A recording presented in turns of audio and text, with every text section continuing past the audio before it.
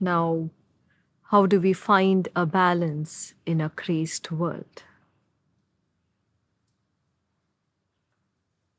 How do you get over this feeling of being overwhelmed in everyday life? Let me lead you into a tiny mystic path that will make you experience this sense of calm no matter where you are.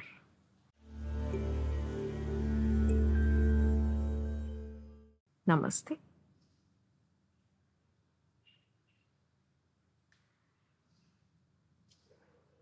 We are a civilization of excess. We are an excess population. We have crossed over 8 billion people on this planet. In about 230 years, we have moved from being a population of 1 billion to a population of over 8 billion. We can say that we are eating our planet like a huge virus. Do you know that we are suffering today with an excess of food?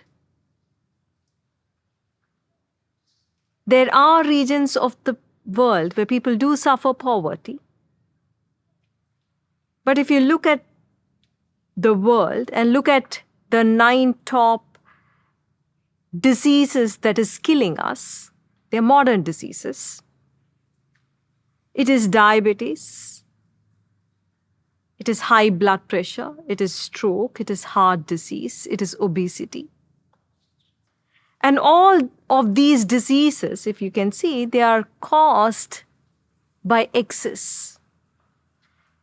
These diseases are actually caused by the excess in our lifestyle. You can say excessive sitting, excessive eating, excessive surfing, internet surfing, or excessive gaming. We are a civilization of excess. Excessive entertainment. We have hundreds of channels of television today. We have so many online platforms. We are a civilization of excess. You know what is happening to our children because of this excess?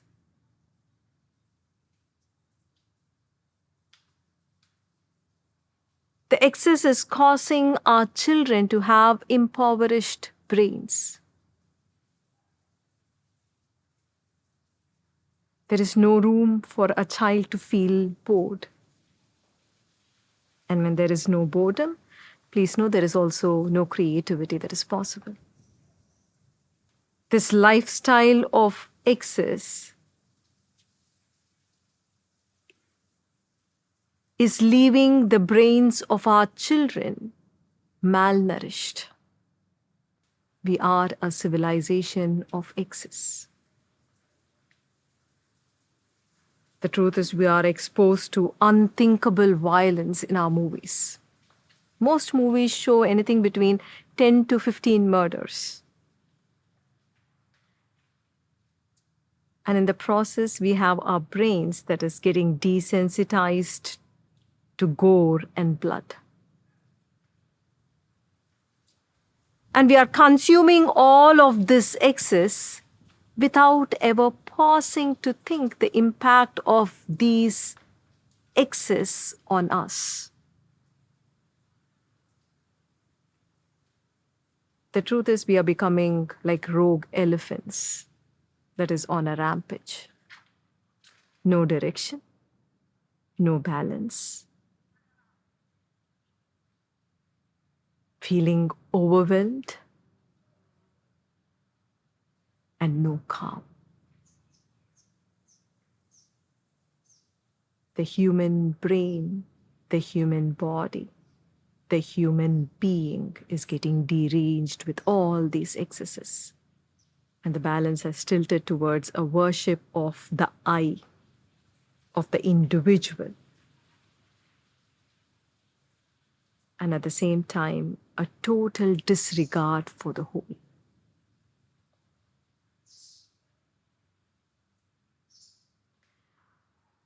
A return to balance is only possible when increasing number of people become enlightened.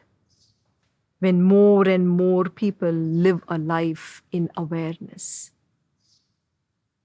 When more and more people become transformed and return to harmony and oneness in consciousness. But let us begin somewhere. Let us see which of these excesses can you cut down to bring a balance. Where do you start?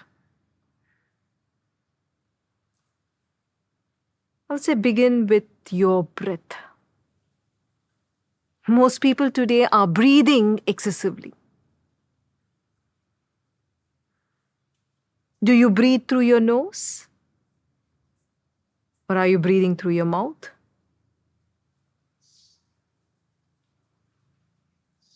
Observe it.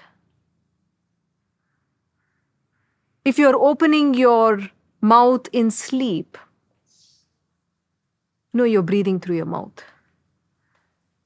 As you're listening to me, if you are with your mouth open, know that you're breathing through your mouth. That means you're taking in gulps of raw air through your mouth.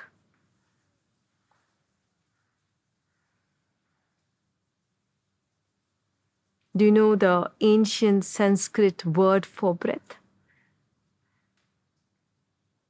It is prana. Prana means life. Do you know the ancient Latin word for breath? It is spirit. Spirit means God. Every ancient civilization knew that breath was sacred. In every single breath, trillions and trillions of molecules flow through you. And these molecules have been since the beginning of life. The dinosaurs have inhaled and exhaled them. You are inhaling and exhaling them. Your great-grandchild will inhale and exhale them. The animal in East Africa is going to inhale and exhale the same molecules. It is one breath. It is one life force. And this breath has immense power. It has an immense power to either push you into anxiety or chronic allergies or fatigue or ill health. And it also has the power to push you into altered states of consciousness. It has the power to cure asthma. It has the power to heal your body of the heart problems. It can also bring about great vitality in your experience of your body. The sages of India looked at breath like a string that is attached to a kite. You master the flying of the kite that is there in the air by the pull and the release of the string. And your breath is similar. You calm your scattered mind by mastering your breath. You build concentration by mastering your breath. You free yourself from anxiety by mastering your breath. You move into expanded states of consciousness again by mastering your breath. Different methodologies of breath have different impact on your body, your mind, and your consciousness. And in India, especially, generations after generations, sages have spent probably their entire lifetime being curious about breath. Being curious about breath, its influence on mind, and its influence on consciousness. Your body is a mystic entity in itself. First, let me give you a more expansive perspective of who you are. Your physical body, the most tangible part of your being, is the smallest of the bodies you have. Have you seen the Russian Matryoshka dolls? They're a series of identical dolls, just one is smaller than the other and one is inside the other. Pretty similar to that, you too have 6 bodies. The smallest being your physical body, and the largest being your bliss body. The bliss body is as big as the universe itself. And all these bodies are intertwined with each other. That means what happens to one body impacts the other. Let us now talk about the prana body or the pranamaya kosha, the energy body. The pranamaya kosha or the energy body has 72,000 nerve currents or channels of energy. Among these channels, there are 2 that begin at the base of your body and end at the right nostril and the left nostril. One that ends at the left nostril carries the lunar energy, and it influences the right hemisphere of your brain, and it is the Ida Nadi. One that ends at the right nostril influences the left hemisphere of your brain, and it is the Pingala Nadi. It carries the solar energy. In a natural course of the day, your breathing will be shifting between your left nostril and the right nostril, alternating between the Ida and the Pingala. And as your breath shifts between the nostrils, your body shifts between alertness and relaxation. Your being shifts between thinking and feeling. There is a movement between logic and creativity. A proper balance of these 2 nadis can balance your personality to a great extent. It can balance your personality and it can make you very flexible. So, where do you begin? As a beginner, do the Nadi Shodhana Pranayama, but practice Nadi Shodhana Pranayama with a slight difference. Practice external breath hold after each exhale. And that is how you would begin to impact your energy body. There are 5 stages to this ekam patha, which is path of enlightenment. The first stage of that path is to become a conscious human being. Today in the world, most of the people, most of the time, live unconsciously. You are not conscious about your thoughts. You're not conscious about your feelings. You're not conscious about your breath. You're not conscious about what you are eating, what you're talking. Most of the time, you are living a very mechanical life, a very fast life where you just want to go, go, go and do, do, do. And when you live a mechanical life, it is called an unconscious way of living. So the first stage in spiritual evolution is to become conscious, conscious of your breath, conscious of your thoughts, conscious of what am I feeling, conscious of how am I relating to my family, how am I working, what are my words. You have to become conscious. Actions that are born when you're conscious are actions that are filled with love, filled with joy, filled with satisfaction. The second stage of evolution is to become aware. Awareness is to become aware of what is my state when I'm relating to my child. What is my state when I'm going to work? What is my state when I'm relating to the husband or my wife or my friend? what is the state from which I am living life. Every division, every separation that is born, that you see out there today, is all born from the mind that is unenlightened. The third stage in your ekam is to transform, and transformation means your heart coming awake. Right? You feel this experience in the world today. You feel it with your family, you feel it in your workplace, you feel it around the world, where it is very significant in front of your eyes that human beings have lost heart, have lost love. Transformation is awakening to that feeling where that selfishness has become very, very, very tiny. I wouldn't say it's gone completely, but very small. Where you can really feel and listen to what your family is telling to you. If you're a leader, you're able to listen to what the people are talking to you. If you're a businessman, you're able to hear to the employees what they're telling you. To be present with your heart is transformation. The fourth stage in your evolution is awakening. Awakening is a state where for the first time you are experiencing something beyond yourself. And that is the state of enlightenment, the state of interconnection. Tattvamasi, thou art that.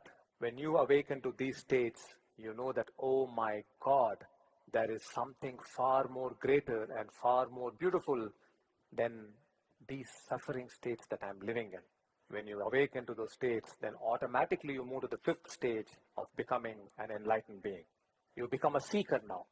Now you say, I want to be in that state most of the time of my life. I want to be an enlightened parent. I want to be an enlightened leader. I want to be an enlightened child. I want to be an enlightened friend.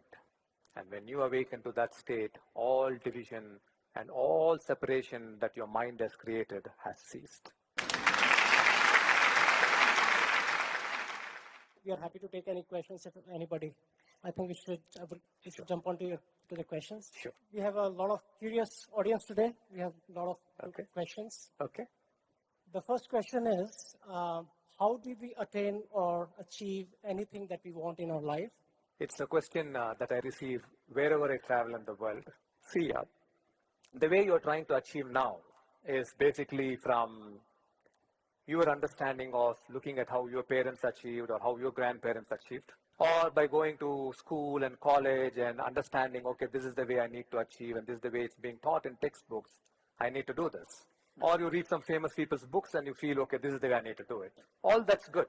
But there is a greater way of doing it. And that's from a transformed state of consciousness. I will give you today 3 laws of consciousness that I want you to understand, with which you can become successful. The first law, these are laws like gravity, okay? So when you jump up, you fall down. This law is the same everywhere in the world. Whether you jump in Hyderabad or whether you go to Atlanta or Alaska and jump, you fall down. It's a law. So the first law of consciousness is that your state is constantly communicating to the universe. And this universe is intelligent. If your state is one that of chaos, confusion, conflict, anger, fear, then you are communicating to the universe that I'm open to problems.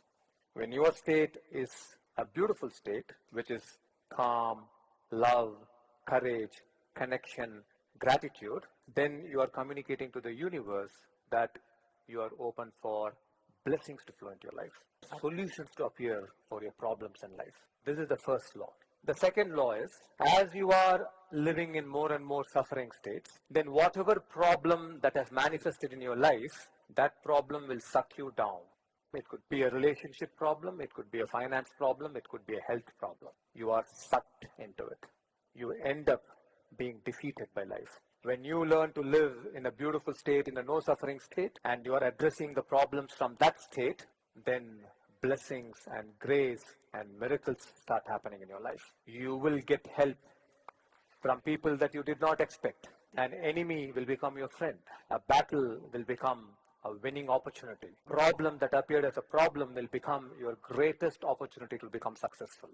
For that, you need that transformed state. The third law is, it is the cause and effect. In the consciousness field, effect precedes cause. So this normal world, if I push the glass, water will fall.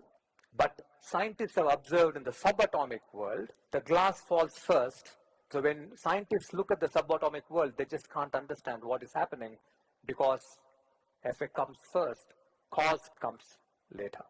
Now you're all thinking that I need this car, I need this woman or man of my life, I need this status and position, I need to have a villa in a nice place, I need to have this particular job, I need to have 1 crore, 10 crores or 100 crores in my bank account.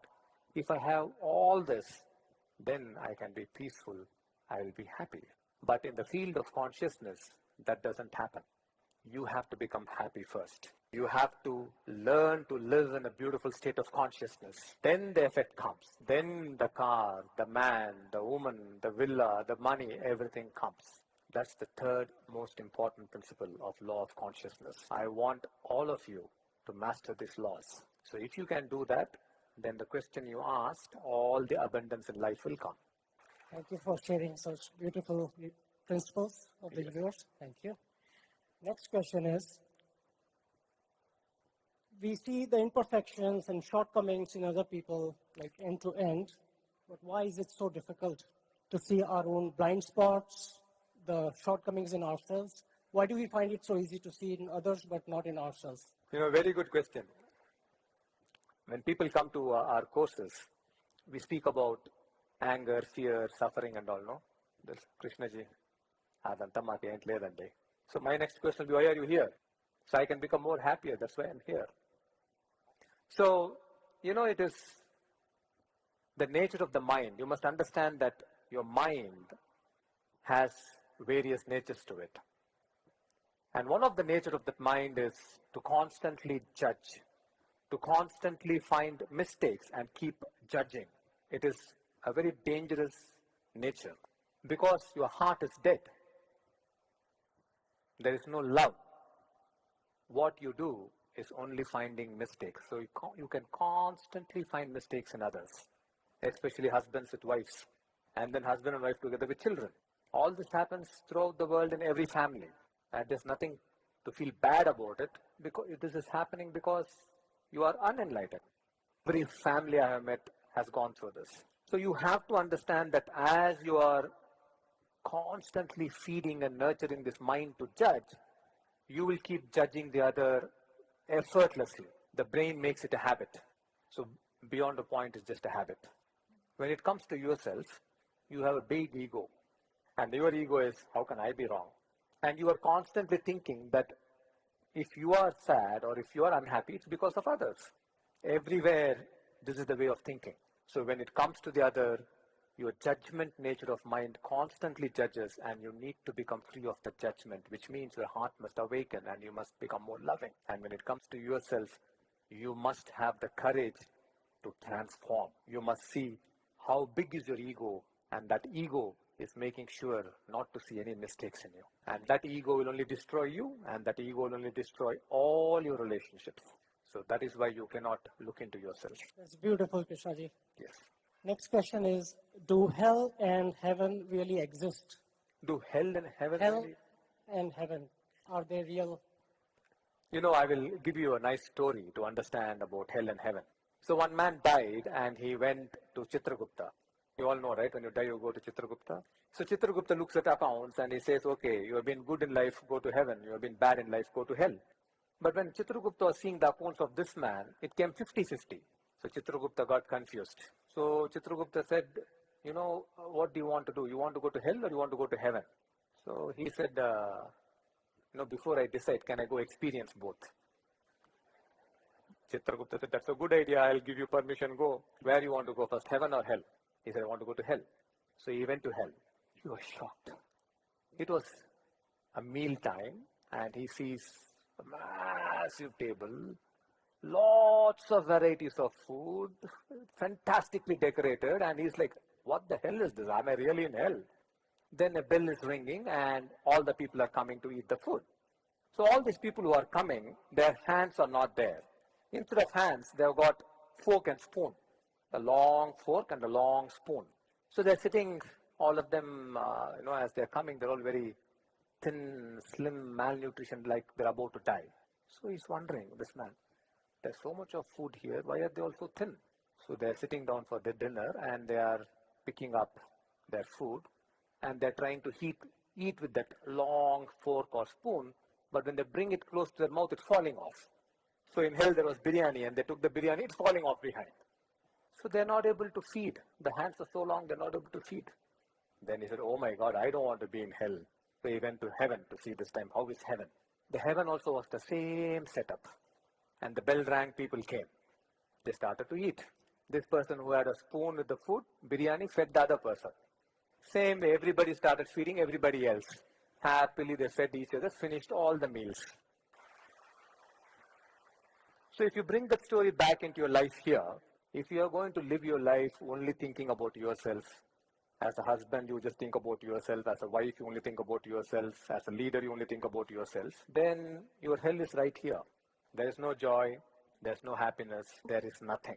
Only when your consciousness is transformed, when you're able to feed the other, when you're able to show love to the other, to help the other from a transformed state, then heaven is here. So your state determines whether you are in heaven or hell.